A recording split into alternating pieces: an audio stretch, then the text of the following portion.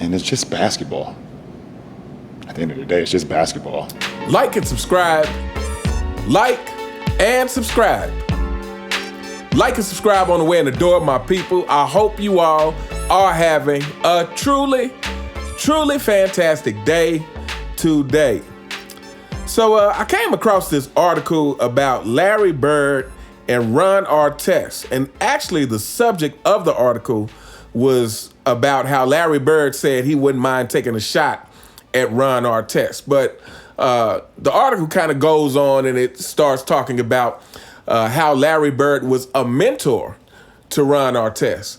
And so, you know, I found it kind of interesting because if you follow this channel, you know that we always talk about, to me, what makes great players is skill, will, and leadership. And to me, the greatest of players, especially if you're talking about the top 5, top 10 players, have a high combination of all three of these attributes, which is why the deer is not in the top 10. So yeah, it talks about Larry Bird being a mentor to Ron Artest. Now we know that by the time Ron Artest, I think, was playing on the Indiana Pacers, Bird wasn't the coach anymore, but he was in the front office. I believe he was president of basketball operations. But they developed a relationship. And like I said, he was kind of a mentor to Ron Artest and helped him take his game to the next level. So let's check out this article. It says, I wouldn't mind taking a shot at him, Larry Bird, on how he would have fared against prime Ron Artest. Says, Artest was asked the same question and responded by praising Bird. Says, during a press conference at the Conseco Fieldhouse in 2004, then Indiana Pacers president Larry Bird was asked by the media to imagine how his prime self would have fared against Ron Artest, who was also at the peak of his two-way prowess at the time. As expected, the Hall of Famer came up with a short yet firm and realistic response. I wouldn't have minded taking a shot at him. 22 years ago, Bird told reporters. And then it says, interestingly, Artest was asked the exact same question. Well aware of Bird's remarkable basketball IQ and toughness, the Pacers forward admitted that Larry Legend would have been a problem for him on the court. According to Ron, prime Bird was way better and sharper one-on-one player than most of his matchups in the 2000s. Bird was tough. He was a lot smarter than some of these players today. Some of these guys fall into my traps. The 2004 Defensive Player of the Year explained. Says, Larry turned Ron into an MVP-like player. It didn't take long before Bird and Artest developed a great bond in Indy. For the better part of his time with the Pacers, Ron said Bird's guidance was not limited to his role as an executive, as the NBA icon became a mentor to him. Game-wise, Artest said Bird emphasized the importance of constantly attacking the rim whenever the lane is open. Before long, Ron was putting up MVP-like numbers, and it was all because of how Bird impacted him as a player. I came to Indiana averaging 13 points per game. The next year, I was averaging 18, and the next year, 24 points. Larry Bird was in the gym with me every single day. He wasn't passing the ball or getting the ball when I missed, but Larry was telling me, get that elbow in and attack. I asked him how did he get to the hole because he wasn't fast, and he said, Ron, you know what? If they are giving me the lane, I'm taking it. Artest said on Club Shay Shay. I started to apply that to my game, and I was perhaps faster than Larry, and I applied that. My free throws were at 90%, three-pointers was at 40%, my field goal was at 50%, and I was still the best defensive player in the NBA. I was going for the MVP, and I told him I will be the MVP, he added. So yeah, I thought this article was really interesting. Like I said, because like I said, because on this channel we always talk about the skill, will, and leadership. And you know what? Actually, before we go on, let's so Ron Artest said, you know, that Larry Bird helped him get his free throws to 90%. His 3-pointers were at 40%, and his field goal was at 50%. Now let's actually check this out. And so this is coming from Basketball Reference. So yeah, when he joined Indiana in 2001, his points went from 15 points to 10 points, back to 15, then it went to 18, and then it went to 24.6. So, and let's see, in that last year where he averaged 24.6, his free throws were indeed 92.2%.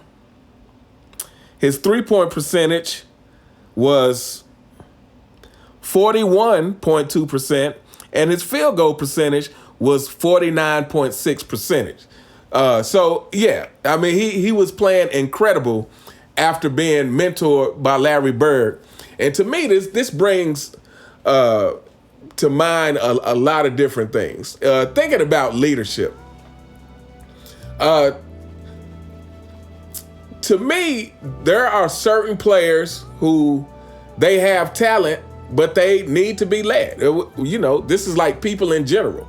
There are certain people who can't be entrepreneurs. Like they're not self-motivated, but if you put them in a job situation, they excel with someone else leading them the way. And this is the same way in the NBA. Some players have an abundance of talent, but have to be led. And to me, Ron Artest is one of these players. He constantly got better during his stint with Indiana. And when he left Indiana, he never got back up to where he had reached with Indiana. Now, obviously, he was still a great defender. But as far as offensively, he never reached where he reached with Indiana. And I think that's because some people have to have that constant leadership. Some people have to be in constant contact with that leader in order to maintain that certain level of greatness. I would put Scottie Pippen in that same category. It's like Scottie Pippen is great as long as he is being led by someone who's going to constantly hold him accountable. And again, what happens is with these players, again, when people want to question, oh, well, when Michael Jordan retired the first time, the Bulls still won 55 games or whatever it was. Well, yeah, that's because all of the players were still on that high from playing with Michael. But we saw by the next season that it had waned off some. And this is when Scottie Pippen was, pointing at the camera with his shoe for MJ to come back. So some players have to be, even though they have the talent, even though they may have potentially the skill, they have to have someone constantly leading them, just like some people in real life have to have that constant leader. But now it also kind of makes me think about the similarities between Michael Jordan and Larry Bird. However, we're going to keep this video short. But the similarities between Michael Jordan and Larry Bird in that, Ron Artest asked Larry, how did he get to the rim so much when he wasn't that fast? And basically Larry Bird said that if they leave the lane wide open, I'm taking it. If the lane is open, I'm taking it. And it kind of reminds me of Michael Jordan. I've heard him say that, hey, I'm going to take whatever the defense gives me. And this was kind of the mindset of Michael Jordan during the second three-peat, when he knew his athleticism had waned some. He knew that. He understand that he couldn't just jump over people and blow. Even though he was still quick and he could still jump, he couldn't do it the same way that he could during that first three-peat. So Michael Jordan understood this, and so by that second three-peat, he was on interviews saying, hey, I'm going to take what the defense gives me. If they give me the jump shot, I'm going to take it. You know, if they want to play me up close and open up the lane, I'm going to take that. But to me, this is the mindset of not only great scorers, but high IQ basketball players, but fanboys. Let me let me tell you guys something about your deer, you know, about the duck, and why he is unsuccessful a lot of times. Because having that mindset of taking what the defense will give you, it only works if you have a complete game. It only works if you have a complete game.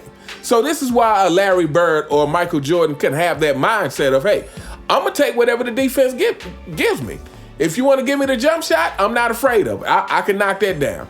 You know, if I see an opening in the lane, I would take that. I'm not afraid of going to the basket and getting contact or whatever. And I'm not afraid of you sending me to the free throw line either. This is what great, complete players do. This is the mindset that they can have because their mindset is to not have any holes in their game.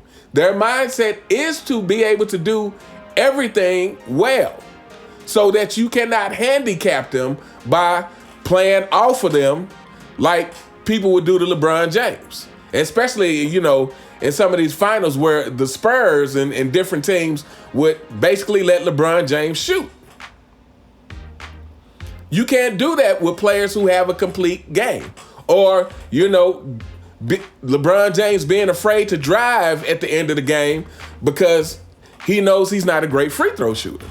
When you have a complete game, it obviously, it should be a no-brainer. When you have a complete game, it makes the game much easier for you. So yeah, and last but not least, you know, to me, again, talking about the leadership of Larry Bird and Michael Jordan, you know, Ron Artest saying how much his numbers improved from being mentored by Larry Bird. And it made me think of the interview I saw with Jamal Mashburn, basically saying that the advice that Jordan gave him just during the All-Star game. Just during the All-Star game, he said the advice Michael Jordan gave me during the All-Star game, the very next season I applied it, or maybe it was after the All-Star break. He was like, I applied it, and, you know, and my scoring average went way up. And so to me, these players like Michael Jordan, Larry Bird, Magic Johnson, and people like this, they actually have a real, true high basketball IQ to where they can actually tell you how to fix your game where you can see the results, you know, pretty quickly. Because these guys are just, you know, again, they actually have great basketball instincts. Again, this is, to me, the high IQ thing. That's some BS. To me, it's basketball instincts. What are your instincts for the game?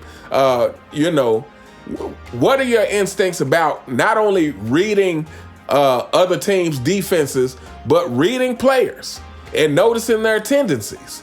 You know, how quickly can you do that?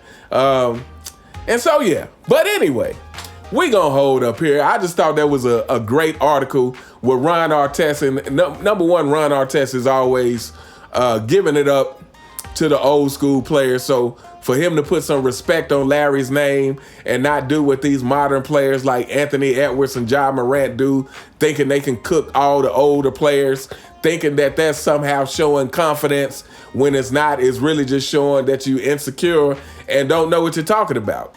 Because if any of these modern players think that they're cooking Larry Bird, please, that's completely ridiculous. That's completely ridiculous unless you're delusional. So yeah, but anyway, let me know what you guys think in the comments. What do you think about what Ron Artest had to say about Larry Bird mentoring him and seeing the results of, like I said, that's amazing that he was averaging 25 points a game, shooting over 90% from the free throw line, shooting over 40% from the three-point line, and shooting almost right at 50% field goal percentage, 49-point-something% field goal percentage. That's amazing. But again, to me, that is the result of great leadership. And like I said, so some players, even though they have the talent to be great, some people just have to be led. It's just the way it is. Not everybody is a leader. But anyway, let me know what you guys think in the comments. You all have a truly, truly fantastic day, and I'll see you next time. All right.